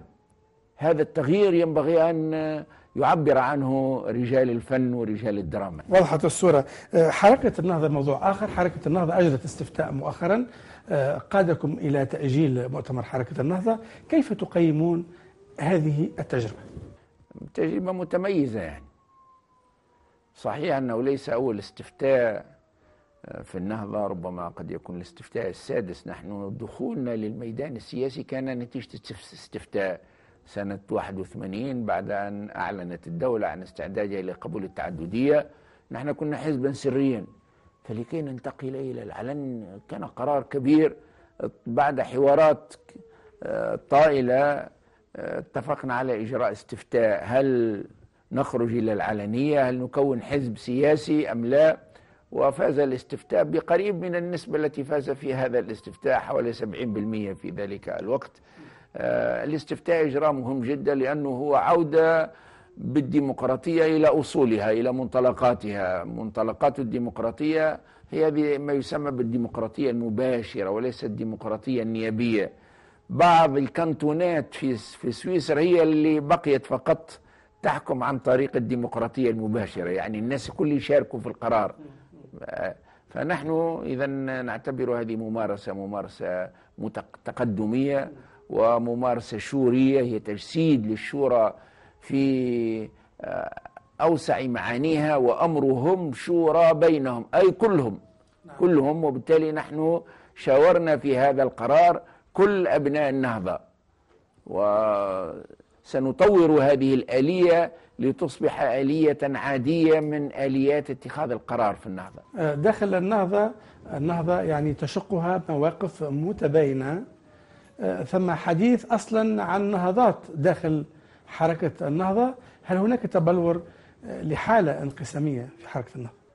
لا، حركة النهضة أكثر الحركات توحدا، وأبواب النهضة مفتوحة للدخول والخروج لا شك. يعني ما يسجن، هي إذا دخل واحد يتسكر عليه المنداف، فالدخول حر والخروج حر. وهذه حركة ما هيش حركة جديدة، ما زال أبنائه يتعرف، ما زال أعضاؤه وقادته يتعرف بعضهم على بعض. هؤلاء جمعتهم سجون ومنافي وجمعتهم محن طويلة، ولذلك علاقاتهم وطيدة جدا، حتى وإن بدا بينهم اختلاف كبير، ولكن هذا معتاد في النهضة. لم تكن النهضة يوما على رأي واحد منذ نشأت، وفي آراء مختلفة. آراء مزاج الشيخ عبد الفتاح غير مزاجي أنا منذ نشأنا، ولكن منذ نشأنا على الفكر الوسطي، وعلى أن القرار ينبغي أن يكون للمؤسسة، وينبغي للجميع أن يخضعوا للمؤسسة. فنحن مختلفون، حتى إذا قررت المؤسسات قرارا ننضبط له عادة. نعم. أدعوك لأن نسمع سؤال من صلاح الدين الجورشي في هذا الموضوع، ثم نسمع منك الإجابة لو سمحت. دائما كان الأستاذ راشد الغنوشي ينفي أن الحركة تشقها تناقضات خطيرة وحادة، وكان دائما يسوق لرؤية متجانسة لحركة النهضة. الآن وقد بدا واضحا أن هناك تناقضات جوهرية، بل لها بعد استراتيجي على مستوى التفكير والرؤية والممارسة. هل ما زال يدافع عن حركة واحدة، أم أن هناك احتمال قد يهيئ بشكل تدريجي، احتمال يقول بأن هذا الدمج بين الدعوي والسياسي أو بين تيارات مختلفة نوعيا يقتضي بأن نعيد عملية تقسيم الحركة بشكل منهجي، ولكنه لم يعد من الممكن الاستمرار بنفس النمط وبنفس الكتلة التي تأسست عليها الحركة. نعم، هذا صلاح الدين الجورشي. تقديري أن مع الاحترام والتقدير للأخ صلاح، أنه الاختلافات داخل النهضة ما هيش جديدة، هي اختلافات قديمة، وربما مع السياسة ازدادت، لأنه السياسة هي موطن اختلاف، مش موطن توحد.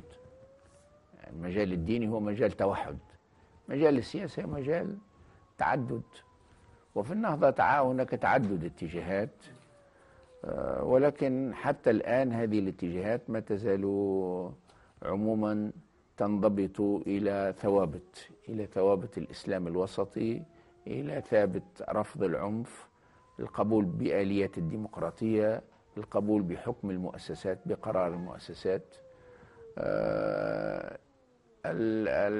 كون النهضة حتى الآن تضم الدعوي إلى السياسي لم تفصل بينهما بعد. وهل هذه مسألة قلنا هي مؤجلة، المؤتمر الماضي أجلها إلى المؤتمر القادم. هل الانقسام إذا حصل سيحصل بقرار، وإلا الحركات لا تولد، الأحزاب السياسية لا تولد بقرار ولا تنتهي بقرار، وإنما إذا كان وصلت الاختلافات داخل النهضة إلى حد شعر بعض أطراف الخلاف أن هذه الحركة لم تعد تتسع لهم، بطبيعتهم سيذهبون سيكونون حركات أخرى. حتى الآن ما خرجتش من النهضة حركات وأحزاب، بعد 40 سنة ما خرجتش أحزاب وحركات، خرج أفراد بعضهم رجع إلى النهضة ومعظمهم ظلوا أصدقاء، لأنه النهضة ما يش حزب حديدي، هي حركة كبيرة تضم أمزجة كثيرة ووجهات نظر كثيرة، ولكنها تلتقي حول الثوابت التي ذكرت. تنجم تواصل حركة النهضة العمل متاعها السياسي من غير ما تقف وقفة تأمل وتعمل عملية سامحني مراجعة وتقييم لتجربة الحكم بكل يعني تفصيلاتها. نحن الآن نفعل ذلك، الآن نحن نقيم تجربة الحكم، ولن نتقدم إلى الأمام إلا بعد أن نقف على محصول العامين اللي حكمنا فيهم، أين أصبنا وأين أخطأنا. أعطينا خلاصة لو سمحت في نقاط، في مجموعة من أهم النقاط التي توقفتم عندها. هذا مازال موضوع حديث، هذا مازال موضوع نقاش داخل النهضة، تقويم هذا المسار. هل كان لزاما علينا أن ندخل الانتخابات بذلك الحماس أو بذلك الحجم، أم أن موازين القوى ما كانش تعطينا، ما كانش تسمح لنا بأن نأخذ ذلك الحجم من الحكم، ولذلك في الطريق تخلينا على جزء مما كان بأيدينا من الوزارات رعاية لتحولات موازين القوى، بحيث هل تقييمنا للترويكا أنها تجربة جيدة ومن أحسن الإبداعات، لكن أما كان يمكن أن تتسع الترويكا، أما كان يمكن أن نصبر على الآخرين وأن نجتذبهم إلى المشاركة في هذه التجربة بدل أن تكون 3 أحزاب، لماذا ما كانش 5 6؟ لو فعلنا ذلك لكانت الأجواء أكثر هدوءا، لكانت التجاذبات أقل وما تعرضتش التجربة في النص من تحت عرضة الخطر، حتى كاد البيت أن يسقط فوق رؤوس الجميع، لولا أنه نحن عملنا تنازلات من أجل مصلحة البلاد ومن أجل مصلحة استمرار أو استعادة القطار اللي كان مرمي على جنب، عودت وضعه على السكة من جديد حتى تواصل تونس مسارها الانتقالي. حول المراجعة والتقييم كذلك دفعة أخرى من الأسئلة، أدعوك للمتابعة ثم نرجع نسمع الإجابة. أسأل الأستاذ راشد الغنوشي وهو يراجع نفسه ويتأمل في الواقع كما هو، هل من مصلحة الحركة أن تعود في المرحلة القادمة إلى السلطة بنفس الطريقة وبنفس المنهج وبنفس الرؤية، أم أن له ولحركته تقييم مختلف لما تم وبالتالي الدخول في تجربة مختلفة نوعيا؟ لماذا لم تفتح يعني النقاش حول تقييم خروجكم من السلطة؟ علاش التوا حسب ما قاعدين نلاحظوا، مش انا برك العديد، يبدو انه حركة النهضة على ما قد ما كانت في السرية 30 سنة وهي في السرية، ما استوعبتش إلى حد الآن أنها وقع انتخابها، أنها معترف بها، أنها تعمل في العلن. ايش في تقديره معناتها الحكومة متاع الترويكا اللي شاركت فيها الحركة قداش قدمت معناتها وحققت من أهداف الثورة؟ نعم. ماذا حققنا من أهداف الثورة؟ أهم الثورة لها هدفان أساسيان، هما الحرية والتشغيل أو حل المشكل الاقتصادي الاجتماعي. أما المشكل الأول فقد حل، ورئيس حكومتنا مخرج أهم شيء خرجت به النهضة هو القلم من تعليل العريض الذي وقع به على الدستور، بحيث إعلان على أنه نحن حققنا الهدف الأول للثورة اللي هو مأسسة الحرية. الحرية ما بقاش مجرد شعار، نحن حافظنا على الحرية وقت اللي حكمنا، ما فتحناش معتقلات، ما كممناش أفواه، ما منعناش أحزاب، ولكن مش هذا فقط، وإنما وصلنا البلاد إلى أن يكون لها دستور شارك فيه ووقع عليه التونسيون كلهم تقريبا، يعني أكثر من 90%، وأصبحت تونس إذن أول ديمقراطية عربية بقيادة الترويكا بزعامة النهضة. هذا هدف تحقق بالكامل، هدف الحرية. الهدف الثاني هو الذي بصدده تعالج، يعني بصدده البلاد الآن تبذل جهودا من أجل معالجته، بدءا بالحوار الوطني الاقتصادي الذي فتحه السيد المهدي جمعة. وحتى على هذا الصعيد نحن أنجزنا إنجازات، يعني وجدنا البلاد تحت الصفر، 2 تحت الصفر بالترويكا. نسبة النمو الترويكا رفعت هذه النسبة إلى أكثر من 3%، وهذا إنجاز فضلا على نسبة البطالة التي انخفضت من حوالي 19 إلى حوالي 15. المنجزات الاقتصادية اللي بعضها اللي سواء اللي برمج المبرمجة سواء ما أنجز منها أو ما هو في طريق الإنجاز، فهذه إنجازات، ولكن أقول الهدف الثاني للثورة لا يزال يحتاج إلى جهود كبيرة، مش متاع عام ولا متاع 2 ولا متاع 3، ما لم اليوم ونحن في عيد الشغل ونهنئ الشغالين، نهنئ كل الذين عرقوا واجتهدوا من أجل تونس. اليوم كل المسؤولين الحكوميين والمسؤولين الاجتماعيين، يعني سواء رئيس الدولة ولا رئيس الحكومة ولا رئيس البرلمان وإلا رئيس اتحاد الشغل وإلا رئيسة اتحاد الأعراف وإلا اتحاد العمال، كلهم يتحدثون عن شيء وحيد وأساسي، هو أن ثقافة العمل منهارة في البلاد. ثقافة العمل، بحيث ما ثماش علاج في البلاد هذه، ما ثماش علاج سحري لا عند حكومة النهضة ولا عند جمعة ولا غير جمعة، ما ثماش حل لمشكل بلادنا إلا أن نعيد الاعتبار للعمل. اللي أهم شيء، أهم ما خرب المخلوع مش هو فقط أنه قضاء على الحرية ونشر الفساد، وإنما أهم ما خرب المخلوع هو الأخلاق، الثقافة، القيم، وحل محل ثقافة عرق جبين، معناها أنك تكسب رزقك بعرق جبين، أحل محله أنك تدبر راسك عن طريق التهريب، عن طريق التهرب من الضرائب، عن طريق الغش.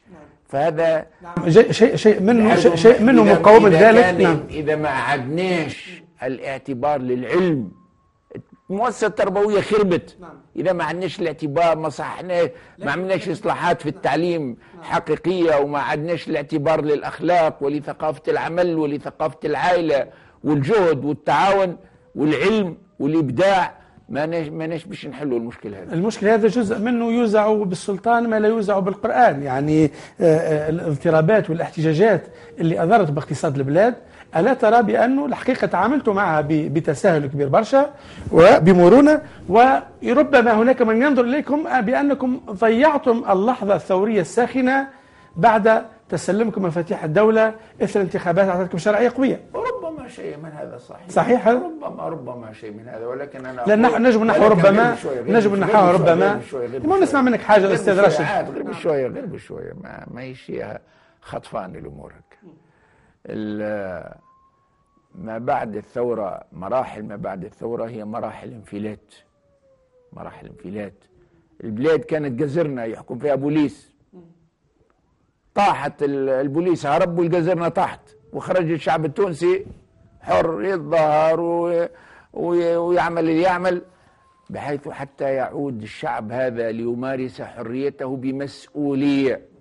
الآن جوانب خلال 3 سنوات الماضية بعض الحريات مورست بغير مسؤولية، إضرابات عشوائية، يعمل إضراب ويحب يخلص في الإضراب زاد، يحب يخلص في ايامات الاضراب، واذا ما تخلصوش في ايامات الاضراب يعمل اضراب اخر.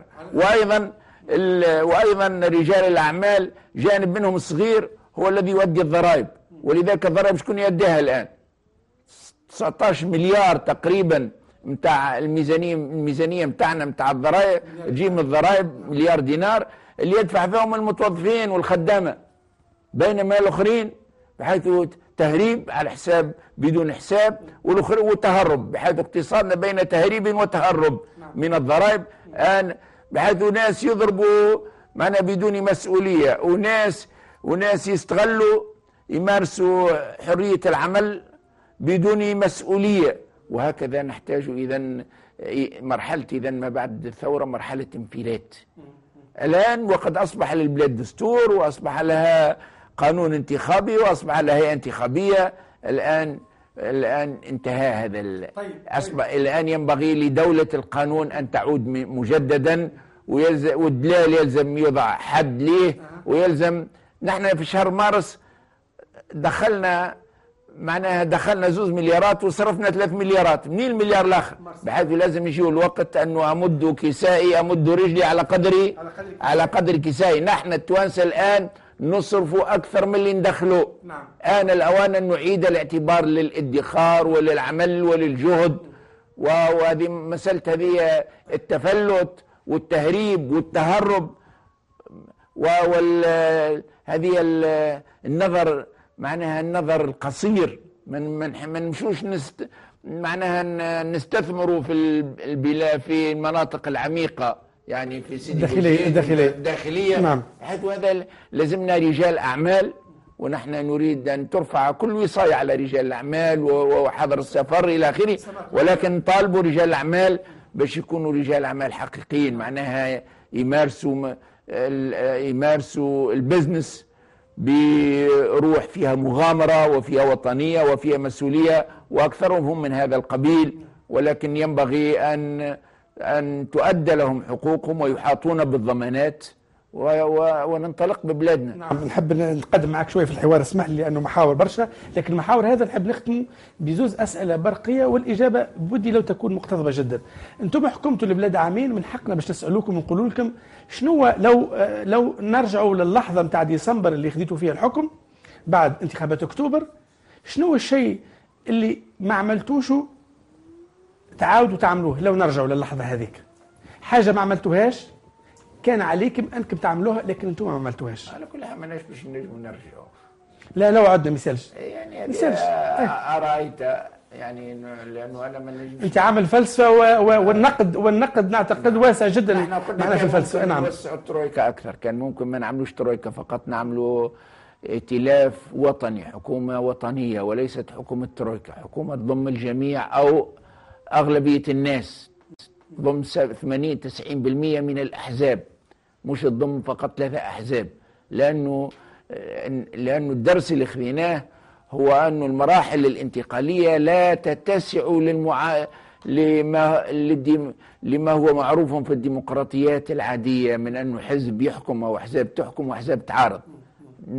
البنية هشة ما تحملش هذا الصراع، ولذلك نحتاج حتى في المرحلة ما الدرس ناخذوه ما بعد الانتخابات، تونس تحتاج إلى حكم ائتلافي وطني واسع جدا، لا يستوعب 51% فقط، وإنما يستوعب 70-80-90% من ممثلين الناخبين، حتى تهدى البلاد، وحتى نستطيع أن نتجه لمعالجة المشكلات الكبرى، ما ننتهي عن المزايدات، لأنه خلال 3 سنوات الماضية كانت فيه مزايدات، كان فيه استغلال للأوضاع الاجتماعية الشديدة لأهداف سياسية.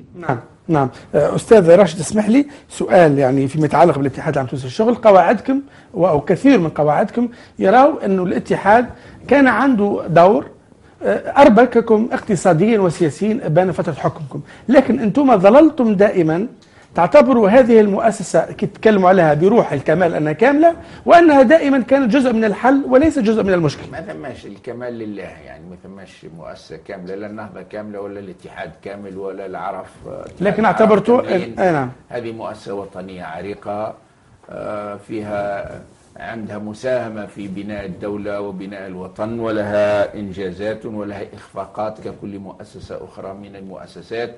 ونحن نعتبر أن الدور اللي قام به الاتحاد في الحوار الوطني هو والمنظمات الأخرى، الأعراف والمحامين وكذلك الحقوقيين، دور إيجابي.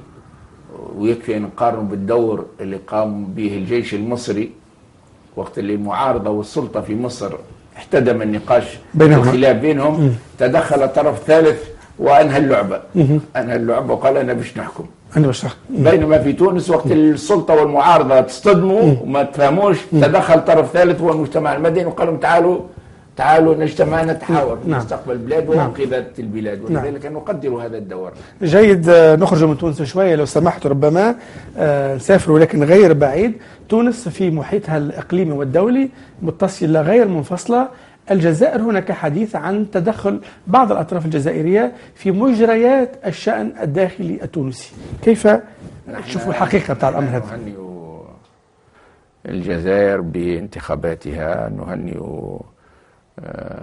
شقيقنا وصديقنا الأستاذ عبد العزيز بوتفليقة بفوزه في الانتخابات، ونعتبر أن هذا عامل إيجابي، رصيد إيجابي للاستقرار في المنطقة.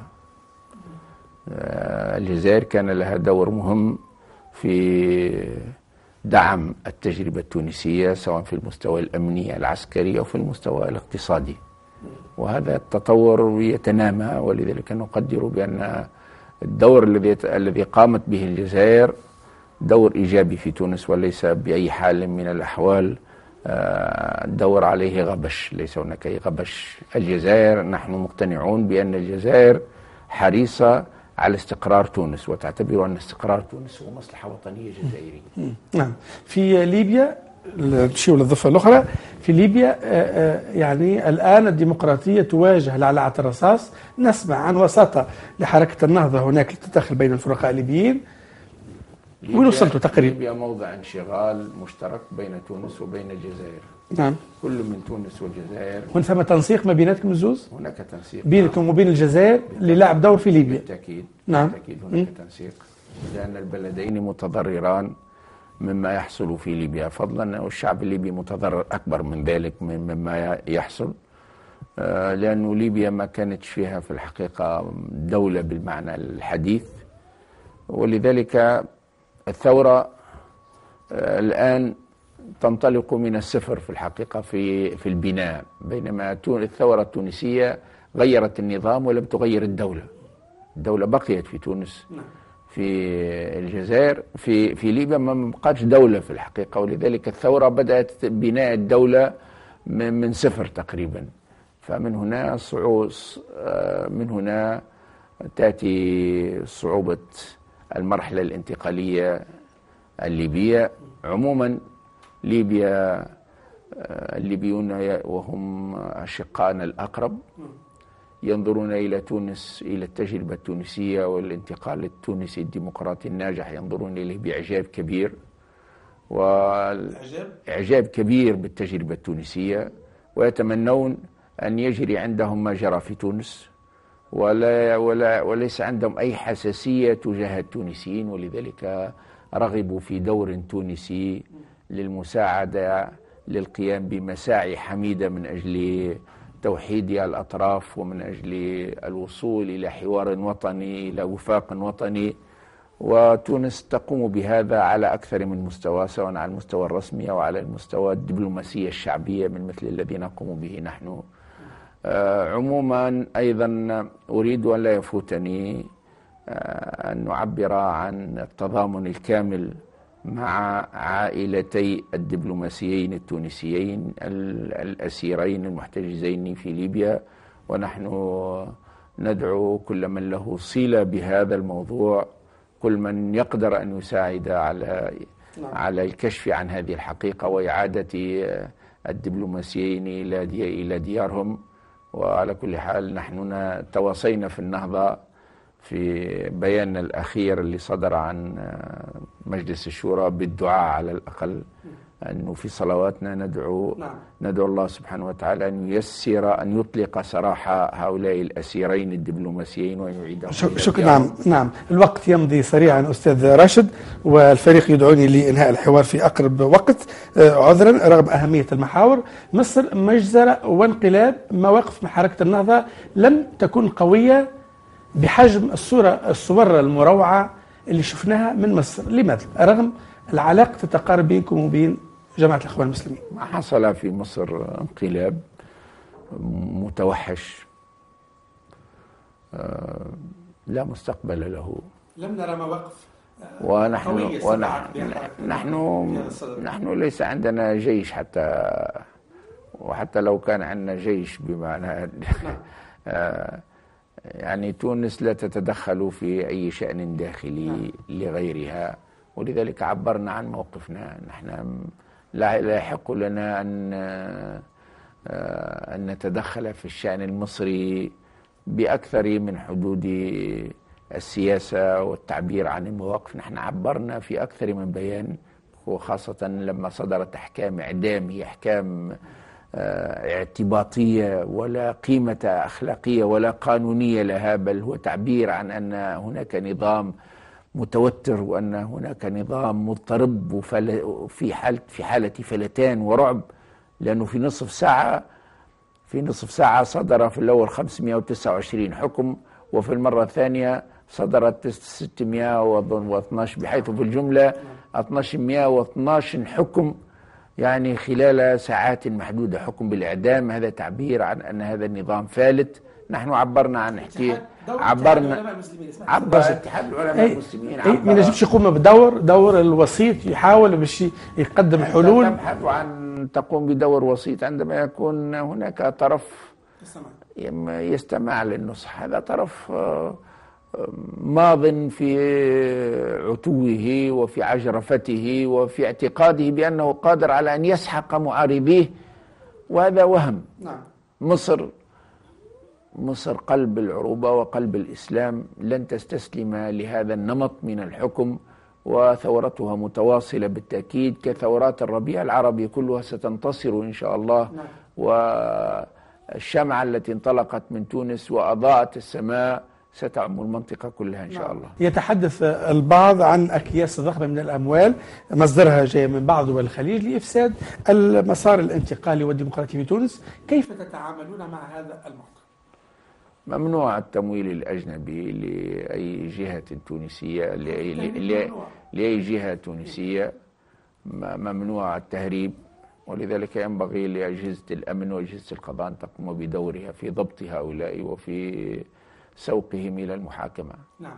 الوضع الدولي الراهن برمته، شنو تداعياته على تونس، وكيف خاصة خلينا نمشي لأمريكا ونختم لأنه هذا السؤال الأخير. أمريكا هل يمكن أن تدعم الانقلاب في مصر وتدعم الديمقراطية في تونس؟ أنا أقول أنت قلت على مشهد المنطقة بصفة عامة. أنا أقول الذي حصل في مصر، الذي حصل في تونس في 14 جانفي 17 ديسمبر 14 جانفي كان بداية تاريخ جديد للمنطقة. انطلقت موجة من النور، موجة من الحرية، وعمت المنطقة في أشكال مختلفة، وسقطت أنظمة وأنظمة أخرى اهتزت. الثورة المضادة لم تكتفي بالدفاع عن نفسها في المناطق التي لم تشملها الثورة، وإنما قامت بدور هجومي، وبدأت بمصر وأتت على مصر. من مصر انطلق زلزال في الحقيقة، وأراد أن يأتي على الربيع العربي كله. وفي تونس كان هنالك الصيف الماضي كان هناك تأثر واضح بما حصل في مصر، وكانت هناك رغبة في نقل الحالة المصرية إلى تونس، ولكن ذلك فشل. وفشله بدأ بماذا؟ بنجاح الحوار الوطني. نجاح الحوار الوطني إذن كان أول عملية صد للثورة المضادة. ثانيا، عذر على المقاطعة، اسمح لي أستاذ راشد، أختم بثانيا، أختم بهذه النقطة، خذ بعض الثواني. قلت ما حصل نجاح الحوار الوطني كان أول عملية صد للثورة المضادة. العملية الثانية نجاح نجاح الانتخابات، نجاح حزب العدالة والتنمية في تركيا كان الصد الثاني للثورة المضادة. نستطيع أن نقول الصد الثالث كان في نجاح الحوار الفلسطيني بين حماس وبين فتح، إن شاء الله يصل إلى غايته. فأعتبر أن هناك صراع في المنطقة ما زالت بين ثورة التحرر موجة الحرية وبين الثورة المضادة، ولكن المستقبل سيكون للحرية بالتأكيد. نجاح اليوم يعني استكمال المسار الانتقالي اليوم بإقرار القانون الانتخابي هو استكمال لهذا المسار، هو تتويج آخر. أنا أهنئ المجلس الوطني التأسيسي وأهنئ التونسيين كلهم بهذا النجاح الكبير، وأهنئ كتلة النهضة بدورها الريادي في إنجاز الدستور وفي إنجاز القانون الانتخابي والمرحلة الانتقالية. فليهنى الشعب التونسي بنخبته وبمجلسه وبحكومته. نعم، بنغمة تفاؤلية منك أستاذ راشد الغنوشي. نأمل إن شاء الله السلامة والنجاح لتونس ولشعب تونس ولثورتنا. وقبل أن نختم هذا الحوار معك، عذرا لسمير بالطيب وعبد العزيز القتي ومجموعة من المواطنين كذلك عندهم بعض الأسئلة ليك، لكن الوقت يضيق ولا يسع. على كل حال عن النازلة متاع الأستاذ سمير كان لم تكن يعني هذه أسقطت، فهي كان لم تكن يعني. نعم، جيد. شكرا لك إذن أستاذ راشد الغنوشي رئيس حركة النهضة على ما تفضلت به في هذا الحوار معك، آملا أن ألقاكم مشاهدينا الكرام مع ضيف آخر. أشكركم جزيل الشكر وألقاكم قريبا بإذن الله. مقداد المجري يحييكم، تصبحون على خير.